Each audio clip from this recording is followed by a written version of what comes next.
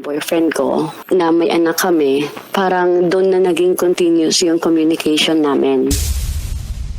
Tinanong ko siya kung may girlfriend siya, may karelasyon. Sabi niya wala.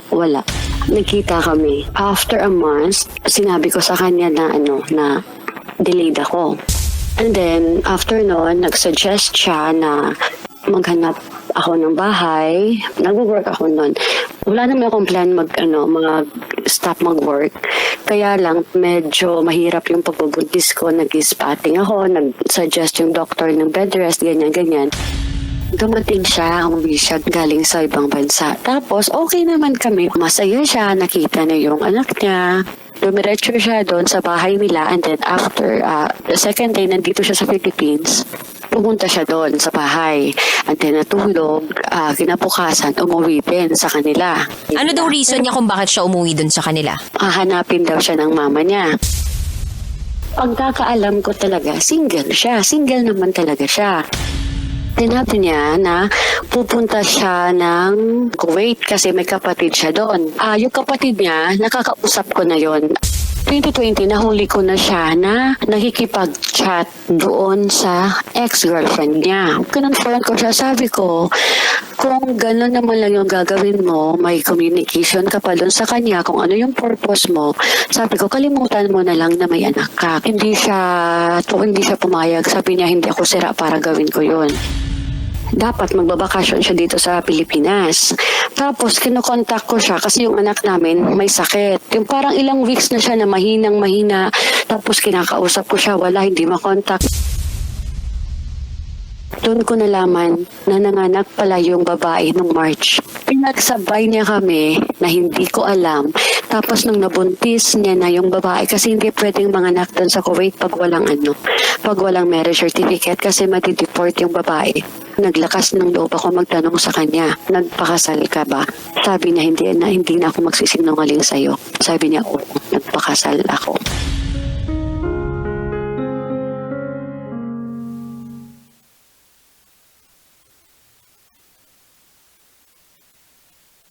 Eddie, mali ka. Yung ikaw naman talaga yung original, tapos ikaw yung biglang naging bet ka. Ouch naman. Yung ikaw ang inanakan, pero hindi pinakasalan. Pero iba na anakan, yun yung pinakasalan. So nagkakalat talaga yung lalaki ng lahi niya sa mundong to. Gusto niya yata maging bini rin siya, yung tipong worldwide, biniverse, ganon. Baka kanya gusto niya ng buong lahi niya maging worldwide. Oo. Ay nako. Anyway, kabisyo, alam ko na matindi ang pinagdadaanan mo ngayon. Pagdating sa salapi at pagdating sa iniisip, pare-parehas tayo ngayon. Hindi lang emosyonal, kundi pinansyal. Kaya yung mga problemang ganito, tulad na ikaw yung original pero biglang ikaw yung hindi naging original, ikaw yung naging japik, ay, minsan mas okay na lang talaga mag-focus dun sa mga bagay na kaya nating kontrolin. Yung mga desisyon ng ibang tao, hindi na natin makokontrol yun. Pero yung mga desisyon natin sa buhay at action natin, yun na lang yung kaya natin kontrolin at dun natin i-focus ang ating enerhiya. Yung enerhiya natin, i-focus natin sa mas lalong pagpapayaman. Kapag ikaw ay nasaktan, magpayaman ka lalo, ganun. Kasi the more money, the more you are yummy. Charot with harot. Anyway, kabisyo, 9:00 ng gabi hanggang hating gabi, magsasama tayo kapiling ang Basa Princess ng Love Radio, DJ Rocky Terra. At ngayong gabi, samahan mo ko sa isa na namang pagsisiwalat ng sikreto ng ating kabisyo. Ito na po ang patikim ng Spotify Philippines Top New Podcast of 2024. DJ Rocky's Secret Files.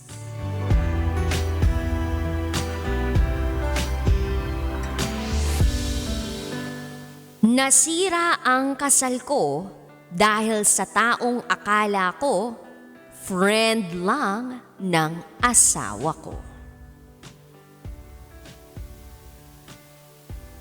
friend.